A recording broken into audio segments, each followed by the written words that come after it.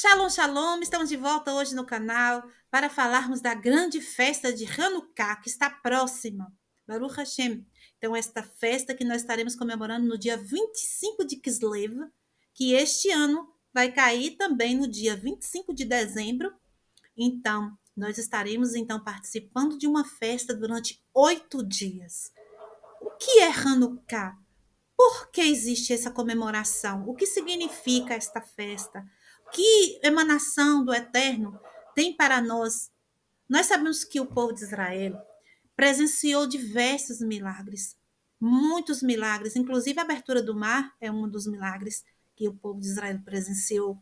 Outro milagre grande foi a Yoshua mandar que o sol parasse, né? Que ele mandou a Yarer, a lua parar também, os dois parar de fazer o ciclo, no caso quem parou foi a Terra, né? De fazer o seu ciclo, a sua rotação, seu movimento de rotação por algumas horas para poder estender o tempo e terminar de vencer aquela batalha. Contudo, este milagre, ele foi para aquele momento, para aquelas pessoas e para aquela necessidade específica que o povo estava atravessando. E isso não se perpetuou como uma festa para que nós possamos voltar a reviver aquele momento. O que isso quer dizer? Quer dizer que existem milagres, como o que aconteceu em Hanukkah, tem que se reafirmar e reviver aquele momento. Por quê? Porque todo ano aquilo está novamente, né, aberto, os portais estão abertos para que nós possamos vivenciar os milagres da mesma proporção. Então, as festas, as moadim do Eterno, que são as convocações sagradas do Eterno, elas, todo ano, a gente pode reviver tudo aquilo de uma forma diferente, no estado de espírito, no estado de alma, no estado de consciência. Mas nós podemos estar vivendo tudo aquilo. A gente pode estar vivendo Pessah todo ano. A gente pode estar vivendo a entrega da Torá, né? Todo ano, que é a festa de Shavuot. Nós podemos estar revivendo o Homer todo ano, por isso contamos o Homer. Nós podemos estar revivendo a essência, né, de Sukkot, a essência de Rosh Hashanah, Rosh Chodesh todo o começo de mês, né? Essas essências elas estão nós podemos revivê-las, nós podemos novamente buscar essa emanação. E assim é Hanukkah. E Hanukkah tem tudo a ver com a história do povo de Israel, né? Porque foi um período onde o povo passou por uma aflição e o Eterno mostrou seu poder. E, como eu falei, nesse mesmo momento, todos os anos, nós podemos nos conectar com essas bênçãos, com esses milagres. Então, vamos começar aqui pela profecia que o profeta Daniel, ele fala, ali no capítulo 11 do profeta Daniel, ele recebe de Gabriel, né, uma profecia, e aqui no versículo 3 diz assim: então se levantará um rei poderoso, Alexandre Magno, e ele governará com poder absoluto, e satisfará todas as suas vontades. E assim ele vai dizendo, ele fala de todos os reinos, todas as grandes esferas, né, que são os impérios que irão dominar o mundo civilizado. No versículo 31, do mesmo capítulo 11, ele diz assim: braços deles se erguerão para profanar o santuário fortificado, abolirão o sacrifício contínuo e estabelecerão em seu lugar somente abominações. Então, se os irmãos pegar o capítulo 11 para ler, existem várias menções os grandes reinos, os grandes impérios do mundo que irão dominar o mundo inteiro, inclusive o país de Israel, né? Fala de Roma, fala da Grécia, que no caso aqui é Alexandre, fala da Pérsia, né? Porque o momento que Daniel está vivendo é o momento de Babilônia. E depois seguirá o quê? A Pérsia, depois vai vir em seguida a Grécia, que é o momento que acontece o milagre de Hanukkah, e depois Roma, que está até hoje, né? Aí disfarçadamente dominando, né, o mundo civilizado. Baruch Hashem. O livro de Macabeus, ele não foi considerado como um livro sagrado para o cânon, mas ele é um livro muito importante para a historicidade do povo de Israel. Nesta Bíblia que eu tenho, Bíblia israelita, ela contém o livro de Macabeu, os livros de Macabim. É muito bom esse livro, você pode encontrar na internet, e nele você vê a descrição de toda a história. Por que, que não existiu? Por que, que não entrou no cânon, né, do sagrado do Tanar, o livro de Macabim? Porque o livro de Macabim, ele não, como é que eu posso dizer assim, não faz menção de profecia, não faz menção de nada relacionado diretamente ao Eterno, no sentido do Eterno falar ao povo. Né? Ele é apenas um livro histórico. Então, com isso, não entrou para o cânon, mas é um livro muito importante. É bom você ter acesso e ler, fazer a leitura desse livro para você conhecer a história. Então, Alexandre o Macedônio, filho de Filipe, já governava a Grécia. Começa assim. Quando saiu à terra os seteus e derrotou Dário, que é o Dário lá que estava reinando na Pérsia, né? Que é o Dário lá do tempo de que Daniel já estava já idoso, Daniel vai para a cova dos leões, nessa época de Dário, já da Pérsia. Né? Então, o que é que aqui mostra aqui que Alexandre toma o império dos persas, dos medos e dos persas. Então, a terra, meus irmãos, ela passa por mãos de reis, aquela estátua que Nabucodonosor, ele vê que tem a cabeça de ouro, braços de prata, peitos e barriga de bronze, pernas de ferro e pés barro com ferro. Aquilo ali denota a história da humanidade no sentido dos reinados, dos impérios. A cabeça de ouro é a Babilônia, os braços de prata eram os persas, o peito e a cintura de bronze eram os gregos, que é o que a gente vai entrar aqui, e as pernas de ferro. Você vê que as pernas, quando você fica em pé, a perna é praticamente a metade do corpo. Então, como é longo, né? O Império de Roma é comprido, né? Demora. E quando chega no pé, que é o último império, que é praticamente esse que nós estamos agora, que é uma mistura de Roma, é uma mistura de ferro e barro, é uma mistura de Roma com a filosofia humana, o humanicismo, essa coisa de. Você vê que agora as pessoas tendem a valorizar o ser humano, várias leis, né, que estão trazendo uma civilidade maior no sentido de direitos humanos, né? O pó da terra, o barro é o homem. Ou seja, então o último império seria um império humanicista nesse sentido de englobar mais a questão do homem em si, uma filosofia mais humana, né? Então é a mistura de Roma, é a mistura do ferro, Roma ainda está lá, misturado com essa questão de levantes. Você vê que hoje em dia as pessoas se levantam muito com essa coisa de fazer sua voz soar em várias questões de direito de gênero, questões de direito de mulheres, questões de direito de crianças, questões de vários direitos humanos, né, vamos colocar assim, para que haja mais bondade, vamos colocar assim, compreensão entre as pessoas. Claro que a gente sabe que eles exageram, né?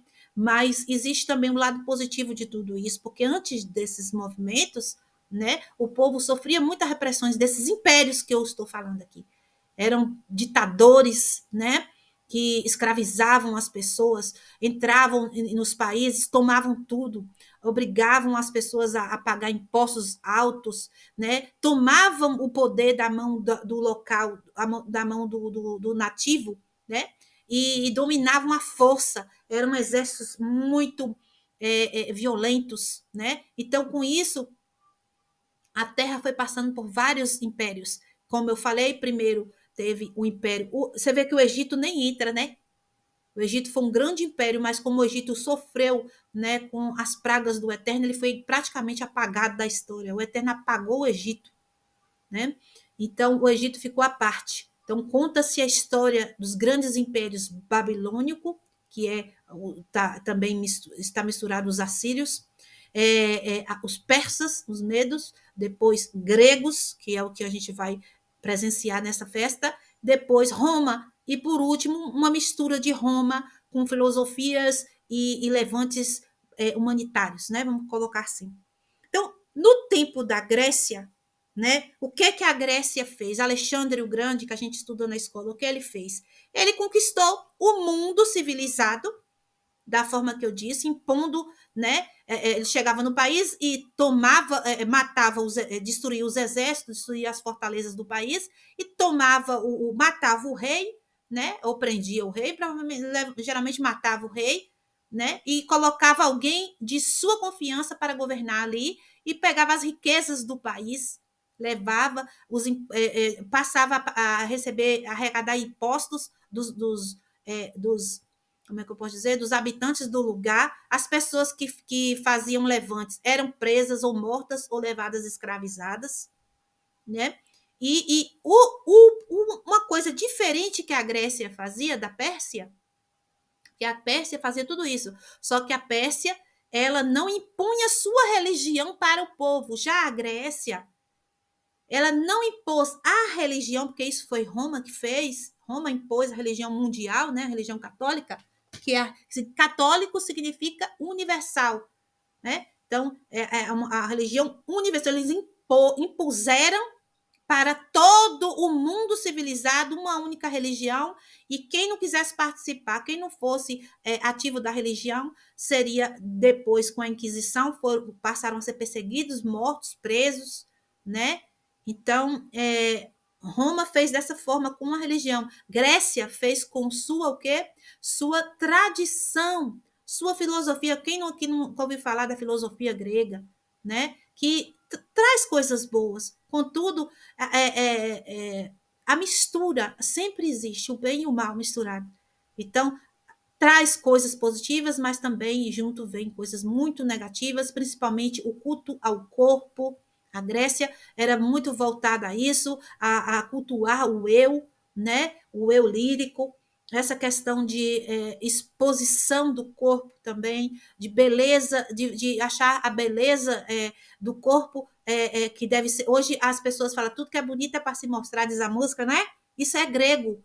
Os gregos têm esses pensamentos de que a beleza do físico é para expor. Então, você vê nas estátuas gregas sem roupa, os homens sem roupa, as mulheres sem roupa.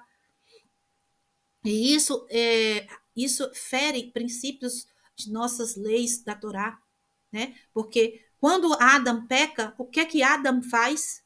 Ele se esconde. Primeiro, aquilo ali denota que ele perde a humildade. Porque quando a pessoa pensa que consegue esconder de Deus, ela já está se achando. Ninguém consegue esconder do Eterno. Quando a pessoa tem a consciência que o Eterno é tudo em todos, ele não tem como se esconder do Eterno, então ele nem tenta esconder. Quando a pessoa perde essa consciência, ele perde a humildade, então ele se esconde, porque ele acha que ele tem algum tipo de poder de se esconder do Eterno. Foi o que Adam fez. E por que ele se escondeu? A desculpa que ele deu foi porque ele estava nu. Essa questão da nudez, ela denota vergonha pelo pecado. Então, o nosso corpo, a gente sabe que essa oura, essa pele que foi colocada em nós, isso é Satã, isso é o adversário de nossas almas. O corpo, ele é um vaso para a alma, mas ao mesmo tempo ele é um adversário da alma. Então, o corpo ele tem que ser utilizado da forma correta. Se eu utilizar o corpo erradamente, eu vou castigar minha alma, eu vou sujar minha alma, eu vou afligir minha alma. Então, os gregos, eles não se importavam com isso, porque eles não cumpriam a Torá. Então, eles simplesmente utilizavam do corpo como um embelezamento, né? A exposição do corpo, o culto ao corpo. Por isso, eles tendem muito aos esportes, porque o esporte, o que é que o esporte faz? O atleta, ele cuida do corpo, ou seja, o corpo, ele se torna um instrumento de trabalho, de vitória e de conquistas. Então, o corpo é muito cultuado para o esportista. O esportista, ele se importa em cuidar da alimentação, não para agradar o Eterno. Ele se importa em cuidar da alimentação para manter seu corpo saudável, bonito, forte.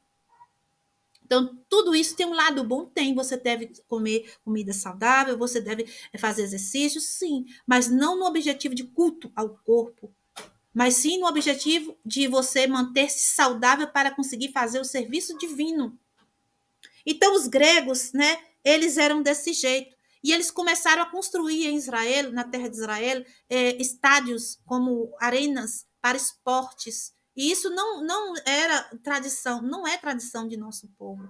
Então o povo começou a se desviar da Torá. Eles começaram a tirar do povo a Torá, obrigaram o povo a parar de falar Shema Israel, obrigaram o povo a parar de ir para a sinagoga, destruíram as sinagogas, botaram fogo nas sinagogas, impediam as pessoas de fazer a milá de seus filhos, matava os filhos novinhos e a mãe também e o pai que tivesse feito milá, invadia casas para ver se o povo estava comendo porco, obrigava a comer porco, como os romanos fizeram. Então, o pensamento grego é o que impera até hoje, né? Essa mistura helênica, né? De que o corpo é importante, de que eu preciso, tudo que é bonito é para se mostrar, eu tenho que ser feliz aqui, a fisicalidade que é importante. Eu estava falando com meu filho hoje mais cedo. Nós estamos numa prisão, isso aqui é uma cadeia, isso aqui é uma grande penitenciária, meus irmãos. Adam peca e ele cai na prisão. Você é Adam, eu sou Havá, eu sou Adam. Nós estamos na prisão, passando por uma sentença. É um tempo que nós temos aqui para cumprir uma sentença para nós voltarmos para a nossa casa. A nossa casa é o paraíso. Nós não nascemos aqui nesse mundo, aqui é um mundo caído. Nós viemos aqui para consertar, fazer um tikkun e transformar esse lugar em paraíso mais alto do que o paraíso de onde nós viemos. Nós vamos subir isso aqui para Keter. Esse é o objetivo. Não é cair junto com o mundo, não é se apossar da fisicalidade como se isso fosse o fim de todas as coisas. Então, os gregos, eles fizeram isso. E o que aconteceu? Um grupo de sacerdotes, né? Eles se levantaram contra os gregos. Os sacerdotes pegaram espadas e eles foram para as cavernas, porque eles não podiam ficar na cidade, senão eles quebrar Shabat, quebrar a Torá. Então, eles subiram para a caverna. O grupo dos Macabim, os Macabeus, eles foram e carregaram algumas pessoas com eles, só que os gregos foram atacar eles lá. E eles descobriram que eles estavam guardando o Shabat lá, então foram justamente no Shabat para eles quebrar o Shabat. E o Eterno estava com eles, porque eles queriam lutar por uma causa justa. E poucos venceram muitos, né? E eles lutaram contra o exército dos gregos, o grande imperador, porque Alexandre morre e o império cai na mão de 4, né? Dos grandes generais de Alexandre, e um deles fica com as terras que pertencem a Israel, aquela região. Esse é o mais terrível de todos, que fica com esta parte da terra, né? E ele começa a fazer esse tipo de aflição. Tem uma história que uma mãe com 7 filhos vai para a praça e ele pega o filho mais velho e fala, nega a Torá, e você e sua mãe, eu liberto você, seus irmãos e sua mãe. E ele fala, não posso negar o Eterno. E ele pega o menino e assa vivo, como fosse uma frigideira gigante no meio da praça. Ele bota fogo embaixo e cozinha o menino vivo, arranca literalmente como fosse um filé passando, grelhando. Grelha o menino vivo, o homem, o rapaz. E ele faz isso com 6 filhos, todos, e a mãe ali aguentando, chorando, aguentando. E quando ele pega o pequenininho tem 4 anos, e ele fala, você é mais sabido do que seus irmãos, você não vai querer ter o fim deles, né? Você vai querer? Aí a mãe dele abraça o pequeno e fala, seja forte, seus irmãos estão esperando por você. E o pequenininho fala, o senhor é uma pessoa tola, fala com o imperador, o senhor é tolo. Os meus irmãos são fortes e estão esperando por mim. E ele faz a mesma coisa com a criança de 4 anos na frente da mãe. A mãe já não tinha mais o que. Vamos botar assim, né? A punição dela foi ver tudo aquilo. Então, esse tipo de coisa que aconteceu em Israel, eles colocavam as pessoas em rodas. E os romanos fez a mesma coisa. Eles dobravam as pessoas e cada entrelaçado na roda, e rodava e quebrava tudo vivo, e tudo ali sempre feito publicamente para que os outros ficassem com medo. Então, esse tipo de coisa horrível que os gregos fizeram em Israel. Então, quando eu vejo hoje as pessoas dizendo que as palavras sagradas foram originais, estão em grego. Essas pessoas não entendem a história. Grego não escreveu nada. Se houve uma tradução feita para o grego, foi para espalhar as palavras da Torá, as palavras da Brit Hadashah para as pessoas que falavam aquela língua, e não que aquilo foi escrito no original. Essas pessoas não têm luz divina, essas pessoas são inimigos do nosso povo, inimigo do Eterno, odeia a Torá, odeia o nosso povo. Então, assim, eu não estou falando que são os moradores hoje da Grécia, estou dizendo que são os antigos gregos do império que ocorreu naquele tempo. Baruch Hashem. Hoje já são pessoas diferentes que moram naquela região. Inclusive, o país se tornou nada, né? Você não vê falar nada, nem de nada, nada. Por quê? Porque fizeram muita maldade com o povo de Israel. Então, essa festa maravilhosa, hoje eu estou contando apenas a história. Depois eu vou fazer um vídeo ensinando como você vai praticar a festa. Esta festa maravilhosa é porque quando os macabeus, né? Isso durou 3 anos e meio. Quando os macabeus, no final dos 3 anos e meio, conseguem tomar o templo de volta, porque eles colocam lá uma estátua de Zeus dentro do templo, profana o templo, faz vários sacrifícios de porcos no altar. Então, quando eles tomam de volta o templo, eles fazem, ele lava, rededica, né, o templo ao Eterno, limpa tudo. E então eles querem acender a menorá, que deve ficar acesa todos os dias. E eles encontram apenas um potinho de óleo, dos diversos potinhos de óleo que ficavam preparados para esse serviço. Então, eles falam, não, se nós estamos aqui, vamos acender. E eles, com força e fé, acendem a menorá. E para a fabricação do óleo extra virgem, que era feito na menorá, que era usado na menorá, levava 8 dias. Então, durante 8 dias, aquele óleo que era para um dia, durou as luzes acesas, né? Então, esse foi o grande milagre. O grande milagre que a gente fala do azeite, contudo, o maior milagre foi poucos vencerem muitos. E eles foram expulsos de Israel. E o Macabeu, que venceu a guerra, né, dos filhos de da família dos Macabeus, esse Macabeu se tornou o primeiro rei depois de tudo isso, né, que aconteceu, e dele descendeu, né, dele depois descendeu, não, dele depois passou para os Herodes, para os Hordos, né, os Herodes. E aí é quando Yeshua, na época de Yeshua nasce. Inclusive, tem passagens bíblicas, né? Mateus 24, Yeshua está, vamos ler Mateus 24, Yeshua está comemorando Hanukkah, Baruch Hashem. Então, nós vamos comemorar no dia 25. Eu vou fazer um outro vídeo para explicar aos irmãos como que faz para poder participar, qual é né? Como é que faz para poder a tradição da festa, que é o acendimento das velas. Existe uma luz, vou contar aqui rapidamente, que depois no outro vídeo eu vou falar mais explicado. Existe uma luz primordial que o Eterno, quando diz haja luz, ele soltou aquela primeira luz que ele solta 2 tipos de luz ali. A primeira é a luz do Sadik.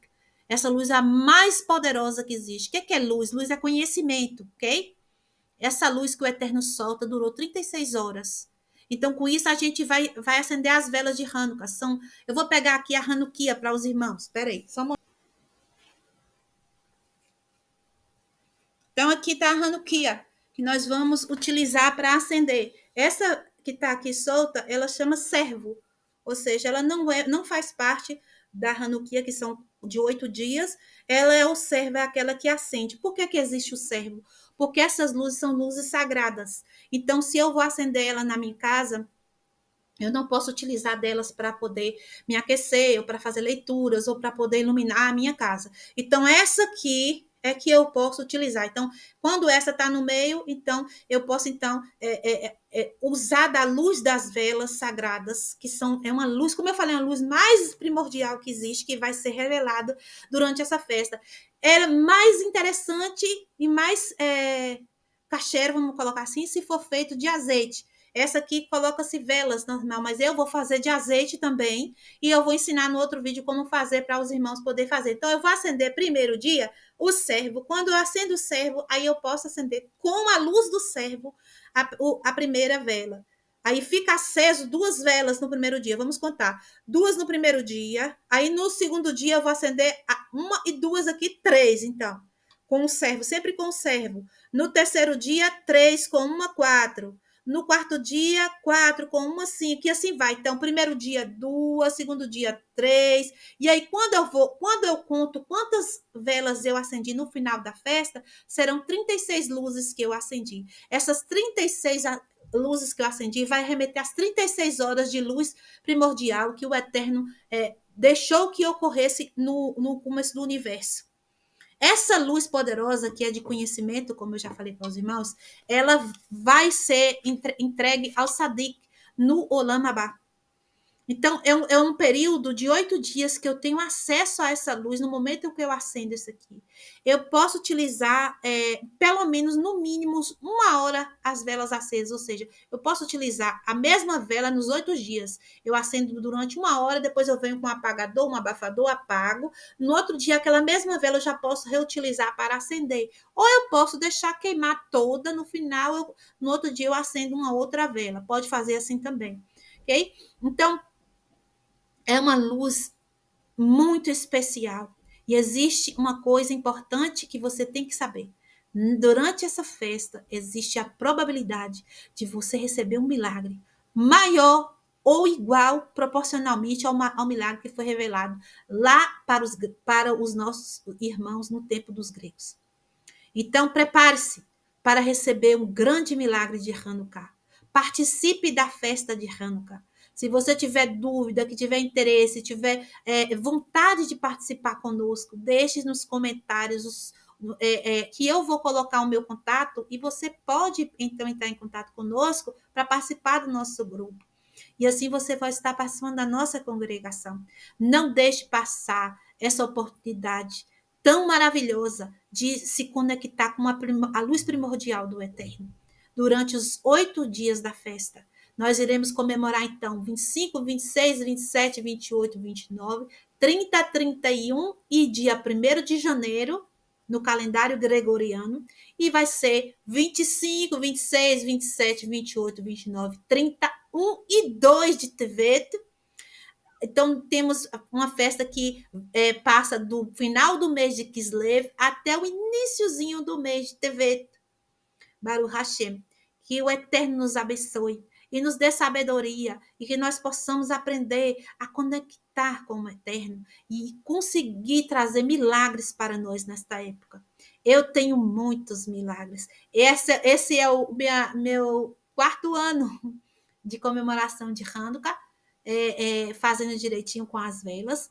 E esse vai ser o meu 4º Hanukkah. E eu tenho todos os 3 Hanukkah que eu passei e recebi milagres poderosíssimos. E eu acredito que você também vai receber. Creia, eu vou fazer uma campanha, quero que falar rapidamente para os irmãos.